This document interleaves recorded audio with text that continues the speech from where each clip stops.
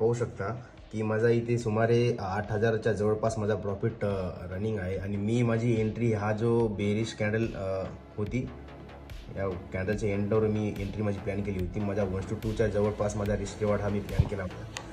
तर हा व्हिडिओ बनवायचा मागचं कारण हा आहे की जेव्हा पण तुम्ही मार्केटमध्ये ट्रेड करतो ना तर तुम्हाला तुमचा रिस्क रिवॉर्ड हा पहिलेपासून प्री डिफाईंड असला पाहिजे. म्हणजे तुम्ही समजा एक ट्रेडमध्ये एंटर करता तर तुमच्या दिमागामध्ये अगोदर फिट झाला पाहिजे की मी या ट्रेडच्या मागे 4,000चा लॉस कन्सिडर करणार आहे आणि 4,000च्या अपोजिटमध्ये समजा तुमचा रिस्क रिवॉर्ड हा 1:2 असेल तर तुम्ही 4,000च्या अपोजिटमध्ये 8,000चा प्रॉफिट तुम्ही कन्सिडर करू शकता.